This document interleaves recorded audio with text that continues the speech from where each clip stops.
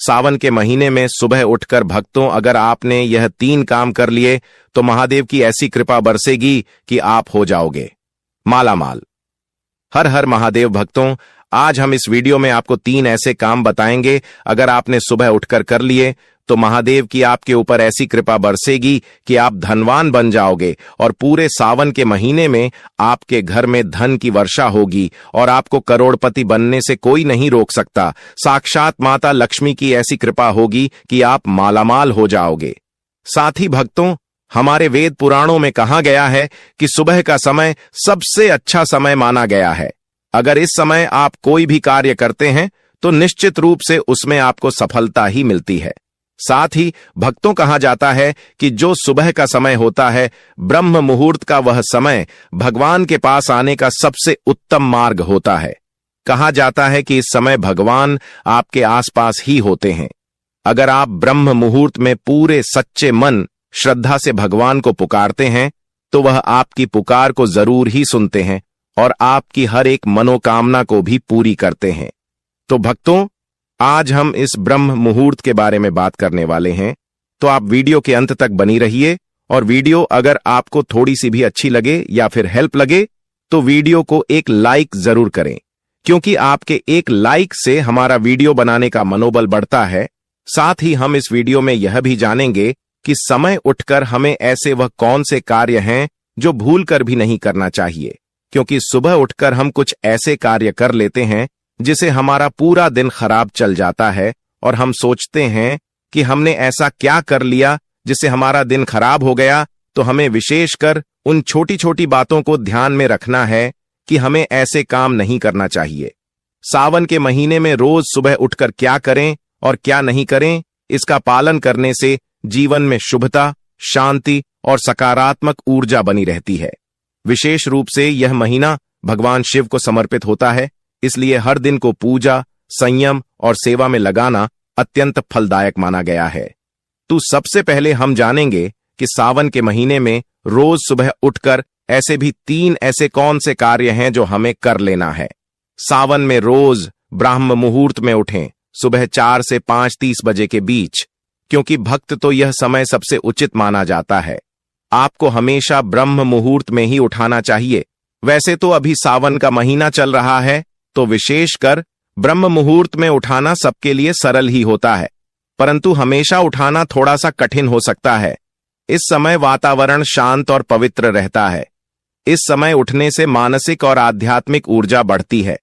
तू सबसे पहले आपको ब्रह्म मुहूर्त में ही स्नान करना है। संभव हो तो गंगाजल मिलाकर स्नान करें। स्नान के बाद स्वच्छ वस्त्र पहने, विशेषकर सफेद या फिर पीले रंग के वस्त्र, या पर भगवान शिव को प्रिया साफ सदा वस्त्र ही धारण करें। कहा जाता है कि भगवान शिव को पीला रंग बहुत पसंद है, तो आप हो सके पीला रंग और एक और रंग जो सावन के महीने में विशेषकर पहना जाता है, हरे रंग के वस्त्र धारण करें। खासकर सुहागन महिलाओं को सावन के महीने में हरे रंग के ही वस्त्र धारण करना चाहिए। कहा जाता है कि यह हरियाली का भी प्रतीक माना जाता है और आपके जीवन में सुख समृद्धि भी लाता है। नंबर 2, जप करें AUM नमः शिवाय। उठते ही सबसे पहले भगवान शिव का स्मरण करें। मन में शिव मंत्र का जाप करें, AUM नमः शिवाय। भक्तों, अब आप सोच रहे होंगे कि सुबह उठकर ओम नमः शिवाय का जाप करने से क्या होता है। कार्य तो हमने आपको बता दिया कि ओम नमः शिवाय का जाप करना है। साथ ही अभी भी बता देते हैं कि ओम नमः शिवाय का जाप करने से हमारे जीवन में बहुत सारे बदलाव होते हैं जो कि आपको नहीं पता होगा। चलिए हम आपको वह भी बता देते हैं। सुबह उठकर ओम नमः शिवाय मंत्र जाप करना आध्यात्मिक, मानसिक और शारीरिक दृष्टि से अत्यंत लाभकारी माना जाता है, विशेषकर सावन के महीने में, क्योंकि यह महाभगवान शिव को समर्पित होता है। साथ ही भक्तों, यह भी कहा जाता है कि यह मंत्र 5 तत्व पृथ्वी, जल, अग्नि, वायु, आकाश को संतुलित करता है। ब्रह्म मुहूर्त में जब करने से आपकी आभा शुद्ध होती है और सकारात्मक ऊर्जा का संचार होता है, मां की शांति और तनाव से भी मुक्ति मिलती है। अगर आप सुबह उठकर ओम नमः शिवाय का जाप करते हैं तो आपके मन में हो रहे तनाव भी काम होते हैं। साथ ही यह भी कहा जाता है कि और मोक्ष की ओर ले जाता है। सुबह उठकर जाप करने से, विशेषकर ब्रह्म मुहूर्त में वातावरण में शांत, पवित्र और ऊर्जावान होती है। इस समय जब करने से मंत्र का प्रभाव कई गुना अधिक मिलता है, यह दिन की शुरुआत और पवित्र और शुभ बनता है। आपको जा कैसे करना है? स्नान करके शांति स्थान पर बैठे आंखें बंद करें, गहरी सांस ले, 108 बार जाप करें। माला से कर सकते हैं या फिर मन में भी कर सकते हैं। ओम नमः शिवाय हर जप के साथ शिव का ध्यान करें। नंबर 3, शिवलिंग पर जल अर्पण करें। तांबे के लोटे में शुद्ध जल लेकर शिवलिंग पर चढ़ाएं। जल में तुलसी नहीं डालें, यह वर्जित है। भक्तों, ऐसा माना जाता है कि सावन के महीने में, पूरे सावन के महीने में अगर कोई भक्त पूरे श्रद्धा भाव से भगवान शिव की शिवलिंग पर एक लोटा जल चढ़ा देता है तो उसे पर महादेव की ऐसी कृपा बरसती है कि समझो उसको माला माल होने से कोई नहीं रोक सकता। भक्तों, कहा जाता है कि जिस किसी के ऊपर भगवान सिर्फ की कृपा हो जाती है तो समझो वह व्यक्ति माला माल, धनवान, करोड़पति हो जाता है। और जब महादेव अपनी भक्ति पर अपनी कृपा बरसाते हैं तो उसे भक्त के लिए तरक्की के सारे द्वार खुल जाते हैं। तो चलिए भक्तों, अब हम आपको यह भी बताते हैं कि सावन में शिवलिंग पर एक लोटा जल चढ़ाने से होता क्या है। यह तो आपको बता दिया कि एक लोटा आपको जल चढ़ाना है। अब उसको कैसे चढ़ता है और क्यों चढ़ाया जाता है, तो अब वह भी हम जान लेते हैं। सावन के महीने में शिवलिंग पर जल अर्पण, जल अभिषेक करना अत्यंत पुण्यदी और फलदायी माना जाता है। यह भगवान शिव की प्रिय सेवा है जिसमें भक्त को भौतिक सुख, मानसिक शांति और आध्यात्मिक उन्नति प्राप्त होती है। सावन में शिवलिंग पर जल अर्पण कर कैसे करें वह भी हम आपको बता देते हैं। तो आपको जल चढ़ाने से पहले स्नान कर लेना है और अच्छी तरीके से स्वच्छ वस्त्र धारण कर लेना। उसके बाद आपके आसपास कोई शिवलिंग हो या फिर कोई शिव मंदिर हो, आप वहां पर जाकर पूजा कर सकती। अगर आपके पास घर में ही शिवलिंग है तो आप घर में भी जल को चढ़ा सकते हैं। सबसे पहले तो स्वच्छ वस्त्र धारण कर ले। स्नान करने के बाद अब इसके बाद मन को शांत करें और शिव का ध्यान करें। शिव जी के शिवलिंग के पास आपको बैठ जाना है और वहां पर आपको शिव जी का ध्यान करना है। अब इसके बाद अगर आप पूजन करना चाहते हैं तो आप पूजन कर सकते हैं। वैसे तो भगवान शिव एक लोटा से ही प्रसन्न हो जाते हैं। अगर आप चाहे तो पूजन भी कर सकते हैं। पूजन में आप सबसे पहले एक लोटा जल शिव जी के ऊपर चढ़ा दें और उसके बाद बेलपत्र, धतूरा, अकोदा, सफेद फूल, भाशी में रोली चावल, दूध आदि भी चढ़ा सकते हैं। तांबे के लोटे या फिर पत्र में जल भर आपको ध्यान रखना है कि तांबे का ही लोटा लेना है। जल चढ़ाने के लिए सबसे पहले ओम नमः शिवाय बोलते हुए शिवलिंग पर जल अर्पण करें। जल को धीरे धीरे शिवलिंग के ऊपर, वहां जल को जोर से न डालें, एकदम धीरे धीरे ही डालना है। इसके बाद संभव हो तो दूध, पंचामृत या फिर गंगा जल से भी अभिषेक आप कर सकते हैं। बेलपत्र, इसमें 3 पट्टी वाला ही बेलपत्र हो, कटा फटा ना हो। आप 5 पत्ती वाला भी बेलपत्र अर्पित कर सकते हैं। संभव हो तो इसके बाद फूल दूध में वेद के रूप में चढ़ाई। शिव मित्रों का जाप करें, महामृत्युंजय का जाप करें। भक्तों, आपको शिवलिंग पर जल चढ़ते वक्त एक बात और याद रखना है। अपने दाएं पैर को आगे रखता है और बाएं पर को पीछे रखना है। जब भी आप शिवलिंग पर जल चढ़ाएं तो आपको हमेशा पर को दाएं पैर को आगे रखता है और बाएं पैर को पीछे रखना है। साथ ही भक्तों, एक और बात बताते हैं। आप शिवलिंग पर जब जल चढ़ाई तो आपको शिवलिंग के ऊपर जल चढ़ाने के बाद जो शिवलिंग का आगे वाला हिस्सा होता है वहां पर भी आप शिवलिंग पर जल चढ़ाएं, वह भी शुभ माना जाता है। जल चढ़ाने से शास्त्रों के अनुसार बताया गया है कि मां और कर्म किए गए पाप नष्ट हो जाते हैं, मन में शुद्धता और शांति बनी रहती है। शिवजी को जल अर्पण करने से क्रोध, लोभ, मोह ऐसा जैसे विकारों का नष्ट होता है। शारीरिक और मानसिक रोगों से राहत मिलती है। साथ ही जल अभिषेक से रोगों का शमन होता है।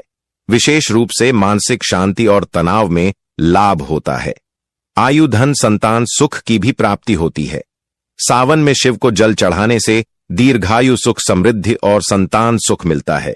जो व्यक्ति किसी विशेष कार्य जैसे कि विवाह, नौकरी, संतान सुख, शांति की कामना से सावन में जल अभिषेक करता है, उसकी इच्छा सिर्फ जरूरी पूरी करते हैं।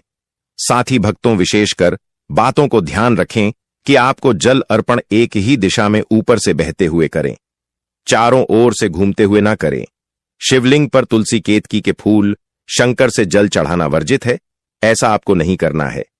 बेलपत्र अर्पित करते समय ओम नमः शिवाय का जाप करें और बेलपत्र को चढ़ा रहे हैं तो उसे पर कुछ ना कुछ अवश्य लिखें, या फिर थोड़ा सा चंदन या फिर चावल रख लें और उसके बाद शिव जी को अर्पित करें। अभिषेक के समय शुद्ध या एकाग्रता में होना चाहिए, कोई और सुविचार नहीं होना चाहिए। मन में सावन का व्रत रखें, विशेषकर सोमवार को। अगर स्वास्थ्य ठीक हो तो सोमवार या प्रतिदिन फलाहार सात्विक व्रत रखें। भक्तों, चलिए मैं आपको यह भी बता देते हैं कि जो महिलाएं सुबह उठकर खाना वगैरह बनती है उनके लिए भी बता देते हैं कि यह भी सुबह का कार्य होता है। कहा जाता कि सावन के महीने में सात्विक भोजन ही बनना चाहिए, मांसाहार भोजन नहीं बनना चाहिए, यह अशुभ माना जाता है। सावन के महीने में सात्विक भोजन करना अत्यंत शुभ और स्वास्थ्यवर्धक माना जाता है। इस महीने में सात्विक भोजन न केवल शारीरिक शुद्ध करता है बल्कि मां और आत्मा को भी शांति वापस पवित्र बनता है। सावन में भगवान शिव की आराधना करते समय सात्विक आहार को व्रत पूजा का महत्वपूर्ण अंग माना गया है। सात्विक भोजन कैसा होता है, चलिए वह भी आपको बता देते हैं। शुद्ध, ताजा और हल्का हो, तामसिक वस्तु में ना हो, जैसे कि मांस, मछली, अंडा, प्याज, लहसुन, शराब, बासी खाना आदि नहीं होना चाहिए। मानसिक और आत्मक ऊर्जा को शांति और स्थिरता बनाए रखें। सात्विक भूषण आपको कैसे बनाना चाहिए और किन चीजों का परहेज करना चाहिए वह भी हम आपको बता देते हैं। सात्विक भोजन के लिए आपको हमेशा शुद्ध, ताजा ही भोजन लेना चाहिए। साध्वी के लिए कुछ आसान भजन हम आपको बता देते हैं कि सावन के महीने में सात्विक भोजन में भाई ऐसी कौन सी चीज है जिसे आप बना सकते हैं। लौकी की सब्जी बिना प्याज लहसुन की आपको बनाना है। लौकी, टमाटर, जीरा, अदरक, हल्दी, सेंधा नमक से ही सब्जी को बनाएं और साथ ही आप खिचड़ी भी बना सकते हैं। खिचड़ी में आप मूंग दाल और चावल भी ले सकते हैं। देसी घी में ही बनाएं। सादा खिचड़ी में हरी मिर्च, अदरक डालें, साथ ही दही पापड़ के साथ भी खाएं। और भक्तों, आपके यहां पर कुत्तू के आटे का ही उपयोग करना है। कुत्तू के आटे का पराठा भी बना सकते हैं या व्रत में चलता है। साथ ही उबले आलू मिलकर कुत्तू के ऑटो के पराठे भी आप बना सकते हैं। साबूदाना खिचड़ी, साबूदाना, मूंगफली, आलू, हरी मिर्च और सेंधा नमक से बनी स्वादिष्ट प्रयोग खिचड़ी आप बनाकर खा सकते हैं। साथ ही नारियल लड्डू या फिर फलहार हवा, नारियल गुड़ की लड्डू, सूजी, सामा के आटे के लड्डू आप बना सकते हैं। मौसमी फलों का भी आप उपयोग कर सकते हैं। फलाहार में केला, पपीता, सेब, अनार, अंगूर और आदि भी शामिल कर सकते हैं। नींबू में काला नमक का ही उपयोग करें। भोजन बनाते समय आपको विशेषकर बातों को याद रखना है। मन में मेट्रो की जप के साथ भोजन बनाएं, जैसे कि ओम नमः शिवाय, राम राम। भोजन बनाते समय स्वच्छता का विशेष का ध्यान रखें। तामसिक टीवी या फिर मोबाइल देकर खाना न बनाएं। खाना खाने से पहले भगवान को भोग अवश्य लगे। जो भी आप खाना बना रहे हैं उसको थोड़ा सा भगवान को जरूर ही चढ़ाई। नंबर 4, साथी भक्तों, आपको सावन के महीने में शिव चालीसा का पाठ करें। शिव चालीसा या रुद्राष्टक का पाठ करें। पूजा के बाद शिव चालीसा, शिवाष्टक या महामृत्युंजय मंत्र का पाठ करें। अगर आपके पास ज्यादा समय नहीं है तो आप 1 या फिर आधा घंटा के लिए भी शिव चालीसा का पाठ कर सकते हैं, परंतु सावन के महीने में यह आपको थोड़ा सा ही जरूरी करना है। भक्ति सावन के महीने में शिव चालीसा का पाठ करना एक अत्यंत पुण्य कार्य और शक्तिशाली साधना मानी जाती है। यह भगवान शिव का प्रिय मांस होता है और इस दौरान शिव चालीसा का पाठ करने से भक्ति, शक्ति और शांति तीनों चीजों की प्राप्ति होती है। सिर्फ चालीसा करने से भगवान शिव की कृपा जल्दी प्राप्त होती है। सावन के महीने में शिव जी का विशेष जागरण सक्रियता होती है। इस महीने में से चालीसा पढ़ने से भगवान से शीघ्र और शीघ्र प्रसन्न होते हैं। कहा जाता है कि शिव चालीसा पाठ करने से कासन से भी मुक्ति मिलती है। शिव चालीसा का पाठ करने से जीवन के संकट, रोग बढ़ाएं, कर्ज, मानसिक अशांति भी सेमी मुक्ति दिलाता है। विशेष रूप से महामृत्युंजय जाप के साथ इसका पाठ लोगों को शांत करता है। मां की शुद्धता और आत्मिकता बाल मिलती है। शिव चालीसा करने से प्रत्येक चौपाई में ज्ञान, भक्ति और शिव तत्व का संदेश छुपा है। इसका पाठ करने से अहंकार, मूल लोग और भाई से भी मुक्ति मिलती है। घर में सुख, शांति और समृद्धि आती है। प्रतिदिन सिर्फ चालीसा का पाठ करने से घर में सकारात्मक और नकारात्मकता ऊर्जा दूर हो जाती है। साथ ही विवाह, संतान, नौकरी आदि में आ रही बाधाएं भी दूर होती हैं। शिव चालीसा का श्रद्धा से किया गया पाठ भगवान शिव को प्रसन्न करता है, जिससे मनोकामना की पूर्ति होती है। शिव चालीसा का पाठ आपको ब्रह्म मुहूर्त में ही उठकर सूर्यास्त के बाद आप कर सकते हैं। सावन के प्रतीक सोमवार को विशेष फल मिलता है। अगर आप सावन के पूरे महीने आप शिव चालीसा का पाठ नहीं कर सकते, तो आप सावन के जो सोमवार होता है उसे दिन आप कर सकते हैं। सिर्फ चालीसा पाठ को आपको स्नान करना करके और स्वच्छ वस्त्र धारा करके ही करना है।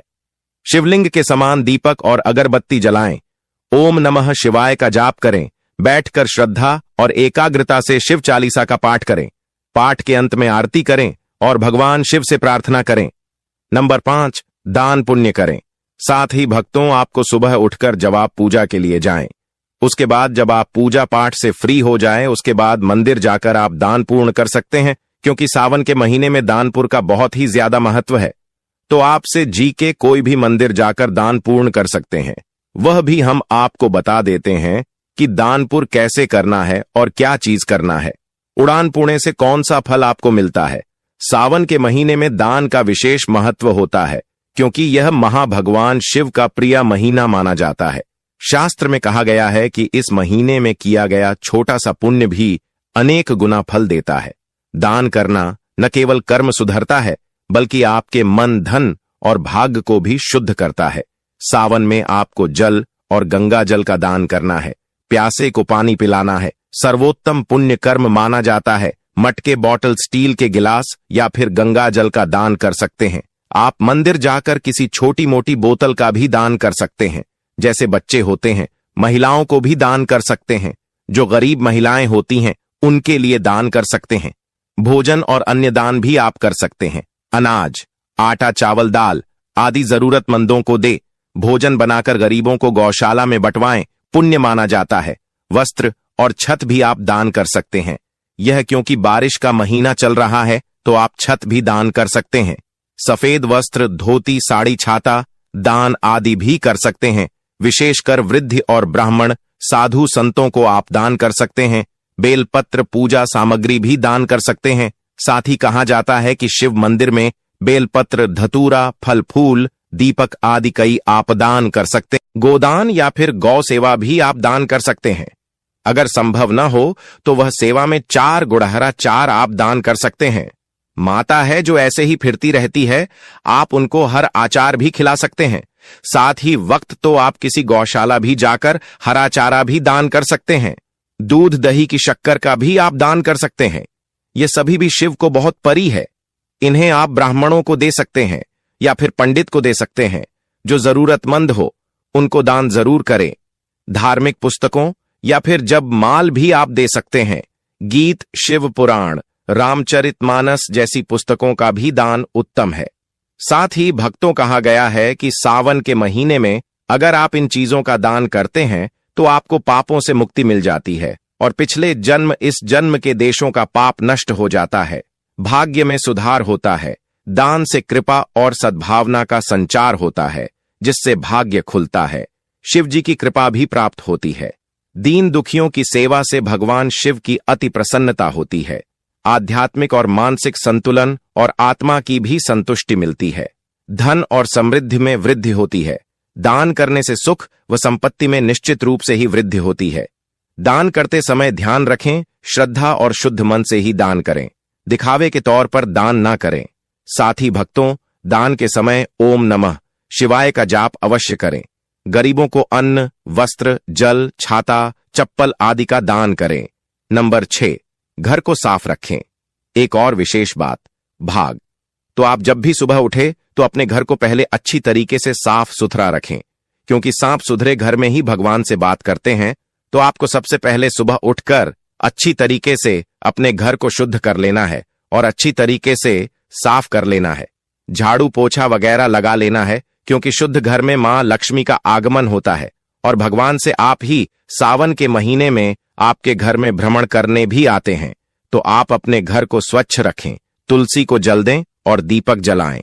भक्तों, यहां पर हमने जाना कि सुबह उठकर हम ऐसे कार्य हैं जो करना चाहिए, परंतु अब यह भी बता देते कि सुबह उठकर ऐसे वह कौन से कार्य हैं जिन्हें हमें नहीं करना चाहिए, और जिस महादेव भी बहुत ही ज्यादा क्रोधित होते हैं तो आपको ऐसे कार्यों से बचना चाहिए। सावन के महीने में देर से नहीं उठाना चाहिए क्योंकि यह सही नहीं माना गया है। हो सके सावन के महीने में ब्रह्म मुहूर्त में ही उठाना चाहिए, क्योंकि देर से उठने से यानी कि सूर्य उदय के बाद उठने से शरीर में अलसी ब्रह्मा मानसिक खिलाती और नकारात्मक ऊर्जा का संचार होता है। सावन का एक ऊर्जावान और शुभ माह है जिसमें तमु गुरु प्रवृत्ति जैसे नींद, अलसी मुंह से बचना चाहिए। साथ ही देर से उठने से यानी कि सूर्य उदय के बाद उठने से हमारा सर्वोत्तम समय भी छूट जाता है। शिव को प्रभात पीला जल अभिषेक पर मंत्र जप का समय भी छूट जाता है। यदि सूर्योदय के बाद उठाते हैं तो यह शुभ समय छूट जाता है पूजन में। भाई, ऊर्जा व शुद्धता नहीं रही जाती। साथ ही देर से उठने से हमारे पाचन शक्ति भी खराब हो जाती है। मानसिक शक्ति में सक्रियता नहीं रहती, हार्मोन्स बैलेंस भी बिगड़ जाते हैं। तो हो सके तो आप सुबह जल्दी उठ। देर से उठने पर नींद, दिन भर की नींद की थकान, चिड़चिड़ापन भी सुस्ती बनी रहती है। शिवलिंग पर हल्दी, तुलसी या नारियल पानी न चढ़ाएं। ये चीजें शिव पूजन में वर्जित मानी जाती हैं। मांसाहार, शराब, तंबाकू से दूर रहें। ये सभी चीजें शिव भक्तों के लिए निषेध हैं। झूठ न बोलें, गाली गलौज से बचें, वाणी पर संयम रखें। अपशब्द और झूठ से शिव कृपा हट सकती है। निंद्रा, क्रोध और आलस्य से बचें। यह महीना तप और साधना का है। आलस्य में इसे व्यर्थ न गंवाएं। सिक्त, काले वस्त्र न पहने। शादी वक्त तो आपको सावन के महीने में काले वस्त्र नहीं पहनना चाहिए। सावन के महीने में कलपत्र न पहनने की परंपरा के पीछे धार्मिक, आध्यात्मिक और प्रतीकात्मक कारण है। यह कोई अंधविश्वास नहीं, बल्कि एक गहरी संस्कृति और मानसिक ऊर्जा से जुड़ा रहस्य है। सावन के महीने में काले वस्त्र पहनने से हिंदू धर्म में काला रंग गुनाह, अलसी, अहंकार, क्रोध, मोह का प्रतीक माना जाता है।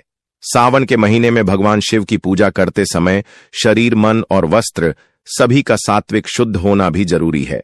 सावन यानी कि शुद्धता, संयम, साधना कला, रंग मटका का प्रतीक माना जाता है। शिव जी को प्रिय रंग सफेद भस्म और हरे रंग के ही प्रिय है। भगवान शिव को हरे रंग भी प्रिय है, तो आप हो सके तो भगवान शिव की पूजा करते समय भक्तों को हरे रंग या फिर सफेद रंग की ही वस्त्र धारण करना चाहिए। काला रंग गर्मी और ऊष्मा को अधिक अवशोषित करता है, जबकि सावन में वातावरण नाम और संध्यावंशी होता है। हरे रंग मन को शांति रखते हैं, जबकि गड़ा काला रंग मन में गंभीरता, चिंता, अवसाद को बढ़ा सकता है। तो आपको सावन के महीने में काले रंग के वस्त्र धारण नहीं करना है। सफेद, पीले, हरे वस्त्र शुभ माने जाते हैं। काले रंग से बचें। बाल न कटवाएं और नाखून न काटें। सोमवार को, सावन में विशेषकर सोमवार को ये कार्य वर्जित होते हैं। तोबा तो आपको हमारे द्वारा दी गई है। जानकारी कैसी लगी कमेंट बॉक्स में जरूर बताएं। अगर वीडियो अच्छी लगी हो तो वीडियो को लाइक करें